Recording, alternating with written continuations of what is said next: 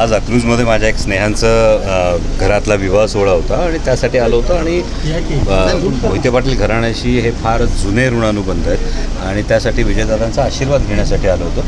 मी लग्न सोहळ्यासाठी आलो. राष्ट्रवादीची यादी अजून जाहीर झाली, दुसरी यादी अजून जाहीर झाली, कधी होईल तरी काय? लवकरच होईल. काही घडामोडी होत आहेत, त्या घडामोडी पूर्ण झाल्या की दुसरी यादी. माढा लोकसभेतून महादेव जानकर उमेदवारी जाहीर झाली ती मात्र ते पुन्हा महायुतीमध्ये गेलेले आहेत. अशी जाहीर झाली होती असं माझ्या कानावर नाही, पण निदान द्यायचं निश्चित झालं होतं. असं माझ्या कानावर कुठलीही बातमी नाही. पण ठीक आहे, आता आपल्यात नवीन उमेदवार कोण असणार आता? मला वाटतं येत्या काळात ही गोष्ट समोर येईल आणि दुसरी यादी जाहीर झाली की हा सस्पेन्ससुद्धा हटेल. की just wait and watch. Mohite Patil तरी घेतील. Just wait and watch.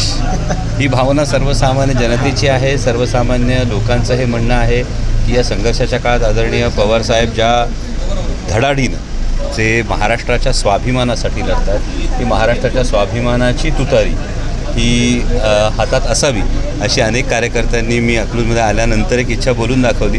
Just wait and watch. तुम्ही याच्यापूर्वीच खरं तर प्रशांत प्रचारकांनी देखील मनधरणी केली होती, भाजपची प्रशांत आली होती. आता त्यानंतर लगेच तुम्ही आलाय, काय नक्की चर्चा झाली? मी सांगितलं मी विवाह सोहळ्यासाठी आलेलो आहे आणि यामध्ये हा काही राजकीय दौरा नव्हता, त्यावर भाष्य करणं उचित नाही.